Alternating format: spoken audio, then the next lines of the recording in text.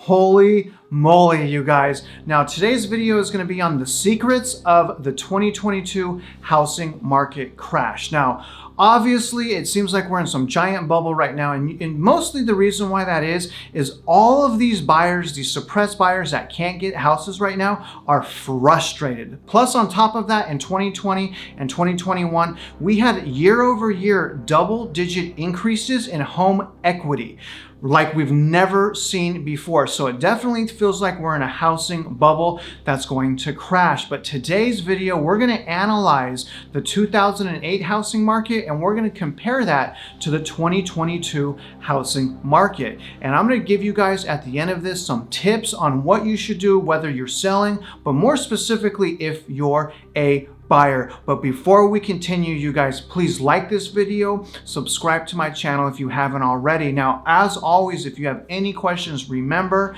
this is not my financial advice. I'm just sharing with you my opinion, but my email is in the description, and I am a realtor in Houston, and I'm a loan officer in the entire state of Texas. What we're gonna look at is, first of all, we're going to assume there's not gonna be a housing market crash this year. And I know I've been talking, a lot of my videos about, I personally believe there's gonna be a 2022 housing market crash in the fourth quarter of this year.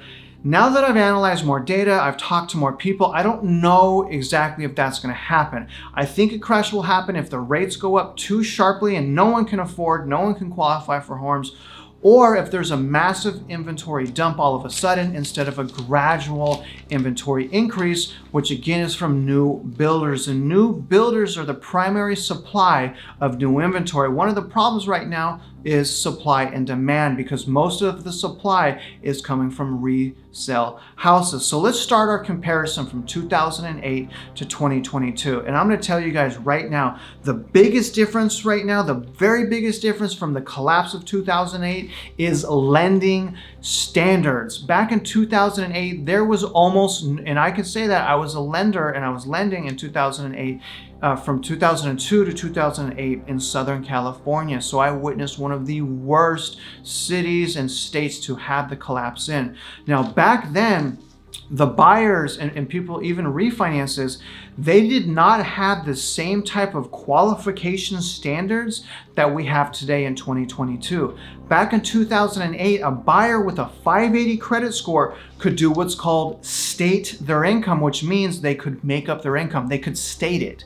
There was no verification in place like today, where we now have to prove their income. We have 3 checks to make sure that they make the money that they're making. But in 2008, someone with a 580 credit score could state their income and not have to have a down payment. All of the loans that we have today require a down payment. Back then, there was no skin in the game.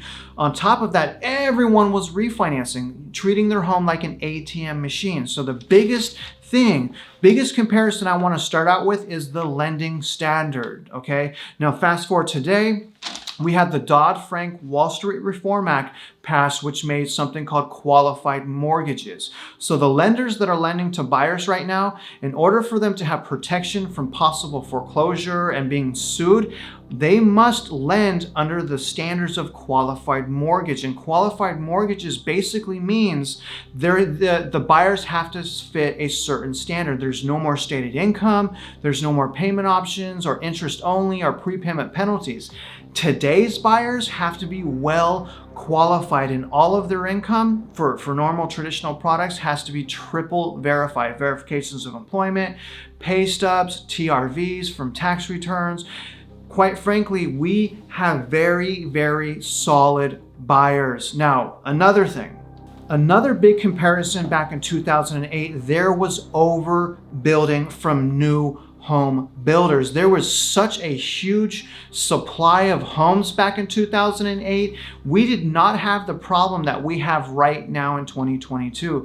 One of the biggest challenges in 2022 for all buyers, and why this whole thing is so out of control, is quite frankly, you guys, there is zero inventory. There's inventory, but there's like no inventory. So 2022, as we start seeing these new home builders put these completed houses on the market, they're going to get scooped up more and gradually and a little bit more and a little bit more here and there. But the demand right now is out of control. In 2022, 2008, It wasn't out of control. It's just anyone could buy a house. And raise your hand that you're watching this, who wants to buy a house? Everyone wants to buy a house. The thing is some of these buyers did not qualify for these homes and went into foreclosure. So again, the supply was there in 2008. Right now, we don't have supply, right? So that's a pretty huge comparison as well. Now, here's another giant comparison. Back in 2008, there was virtually no inflation. Okay, fast forward to today, as everyone knows, and that's why the Fed's meeting next week about the interest rates to try to curb inflation. Everyone knows we have massive inflation right now.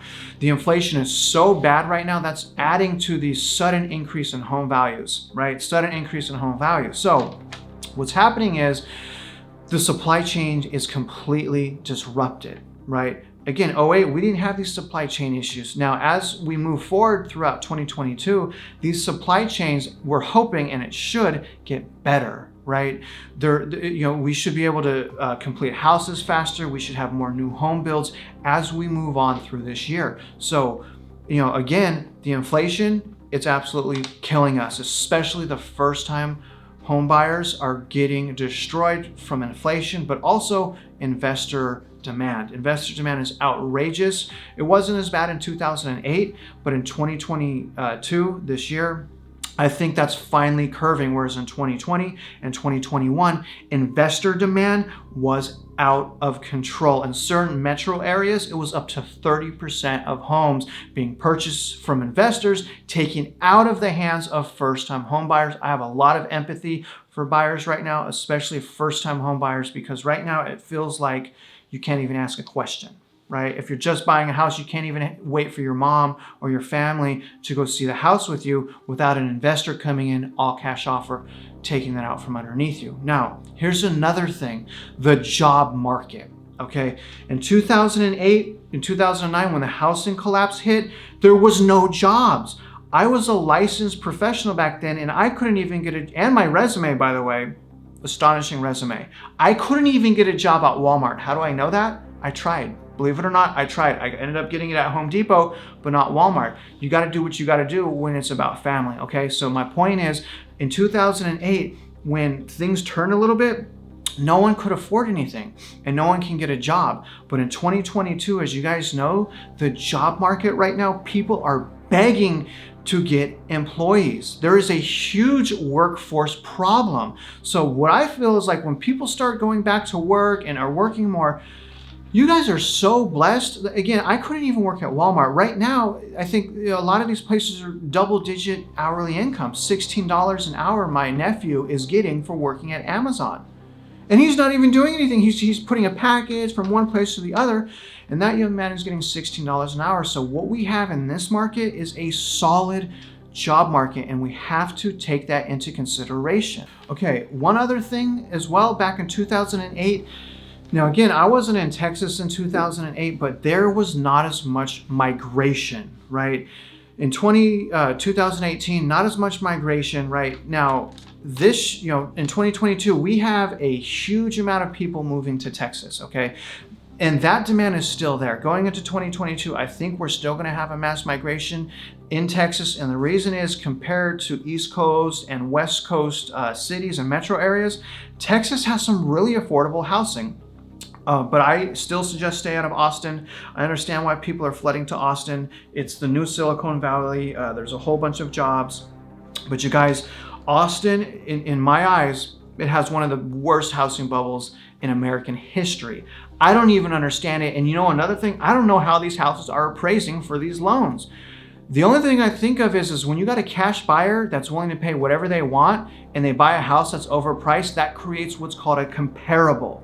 So those comparables are being used for people that are getting loans. That's the only thing I can think of. But we got, now if you guys can see, 2008 versus 2022, big differences, right? Still overpriced houses, still all this pandemony, but massive differences in the market. Now, I want to talk to you guys, and again, remember, just my opinion, okay? I want to give you guys some tips on how to navigate through the 2022 housing market. Now, the very first thing to any family that's watching this, stay within budget, okay? My number one thing is you stay within budget. Now, how do you stay within budget? First of all, understand this may be the new normal. Understand you're probably going to be paying a little bit extra as the year goes on, but it's okay to pay a little bit extra if the inventory is also increasing. So some of the ways to stay in budget, if you can work from home and you have that type of job, work from home. Do not buy in metro areas. Buy right out of the outskirts of that metro area like I've done. I work in a lot of times in the Heights and downtown, but I live an hour, 45 minutes away, and a lot of the times I'm working from my home. So stay within budget. And another thing, another secret, if you will, don't settle. Okay, this is the biggest financial transaction of most people's lives. You need to treat it like that. Work with great professionals, whether for the loan or whether for the realtor, but do not settle. Understand that the longer you wait, yes, it may be a little bit more expensive to buy a house, but you're gonna have more inventory options. And with more options allows you better decisions. Right now, as you guys know, I'm renting. I'm renting because I'm not willing to overpay for something I don't want. But I'll pay, unfortunately, this is what I've accepted, okay? I've accepted the new normal. I'm willing to pay $100, maybe $200 more a month for something that I love, that works for my family and I, versus paying another $100 for something that I completely hate. It just doesn't make sense. So again, you guys, do not settle.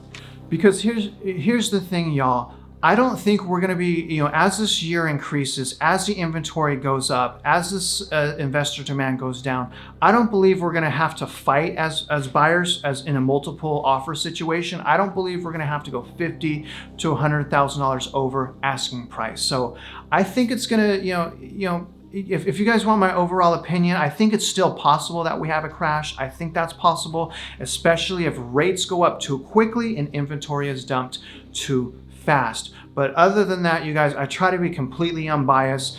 I looked at a lot of data today. I've been meeting with a lot of people. We've been sharing ideas. And you know what? I have to account for the fact that this housing market is completely different from the 2008 housing market. Now, as always, you guys, I want to give you education. I want to empower you, and I want you to win. Stay tuned for some more content. And again, I hope you like this video. Share this video, pass it on, pass this data on, you guys. Once again, thank you.